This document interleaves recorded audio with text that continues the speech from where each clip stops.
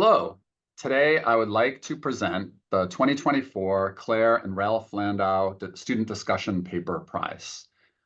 This prize is given to the best student-written SIEPR working paper each year, and it's a tribute to the Landaus and their countless contributions to SIEPR and Stanford's economics department over the years. This year's prize is awarded to Nina Buchmann for her paper, Paternalistic Discrimination. Congratulations, Nina, and I'm really happy for you, and perhaps you can tell us a little bit about your paper and how this research might be useful for people who are in the public policy sphere. So take it away, Nina. Thank you so much. Yeah, thank you so much for this prize. It's a huge privilege, and thanks for having me. So yeah, my name is Nina, and I am graduating from Stanford this year. And in general, in my concepts, I use, or in my research, I use concepts from behavioral economics to study gender inequality, particularly large gender disparities in low-income countries. And in this paper, Paternalistic Discrimination, I define and test a novel form of discrimination, which I call paternalistic discrimination. And paternalistic discrimination is the differential treatment of one group to protect it, even against its will. For example, imagine an employer who's hiring for a night shift job and is deciding between two applicants, Ali, a man, and Bella, a woman. First, the employer might say, I like Ali more than Bella. That's what we in the economics literature call taste-based discrimination. Second, the employer might say, I think Ali is more productive than Bella. And that's what the economics literature would define as statistical discrimination. And third, which is specific to my paper, the employer might say, I think working at night is too dangerous for Bella. And that's what I define as paternalistic discrimination. And in my paper, I run two field experiments, one with employers and one with applicants for a night shift job in Dhaka, Bangladesh. Dhaka, Bangladesh is a setting with low female labor force participation and also a strong gender wage gap. And I test in this paper whether employers paternalistically discriminate. So they don't hire women for a night shift job, even though women are willing to do this job. And I find that employers are 22% less likely to hire women when they consider this job less appropriate and more dangerous for women. I find paternalistic discrimination for a hiring setting in Dhaka, Bangladesh, but it might also occur in many other settings. For example, parents might have different curfews for their daughters than their sons. Teachers might advise female students to take easier classes than male students.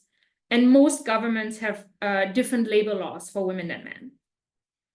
And I think that the findings of my paper are particularly important for policy because they show that even well-intended behavior may deprive women of opportunities to build important skills and experience in the labor market.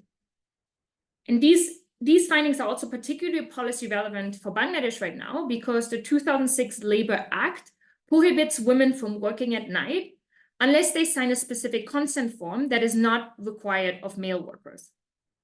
And currently the Bangladesh put evaluating safe transport interventions and the effect that it might have on female labor supply as one of its policy focuses in its current 5-year plan.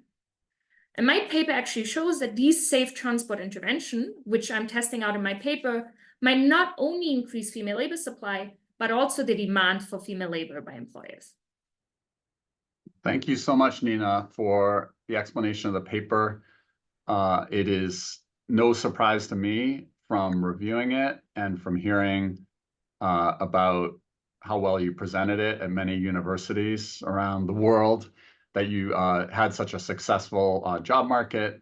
Perhaps you can share with those who are watching some information about where you're headed next. I think you have a few destinations. It's pretty exciting. So maybe go ahead and share that. Yes, I'm going to go first 1 year to Yale to do the to be a CALS postdoc doctoral fellow there. Then I'm going to do 1 year as a postdoc at Princeton. And then finally, I'm going to start being an assistant professor in the economics department at Berkeley. So not too far from here. That's wonderful. You'll get a little bit of the East Coast before circling back to the West Coast. And we're glad that you ultimately won't be too far away from us here at Stanford and at SIEPR.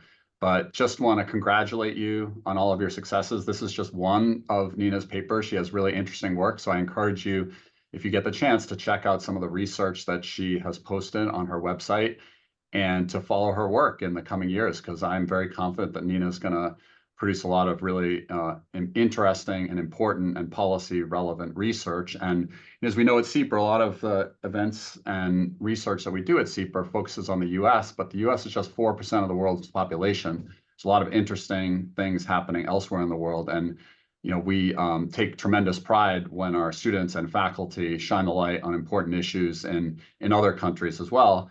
Bangladesh is clearly a hugely important country. Two, I don't know where it is on the population ranking. I think it is a top 10. It's in the top 10 with respect to its ranking in terms of population. Not that countries outside of the top 10 aren't also important, but it's a large and important country, and you've really helped us understand the labor market there somewhat more. So congratulations again, Nina. I hope you will stay in touch in the coming years, and good luck. And I hope you'll be able to take some time to recharge before you before you arrive on the East Coast. So, and thanks to all of you who are watching for your engagement with SIEPR, for your support of SIEPR. We do our best here to help faculty and students at Stanford and in our broader SIEPR community to realize their potential and tackle really important and practical problems. So thank you for being with us, and hope to connect with you again soon. Thank you.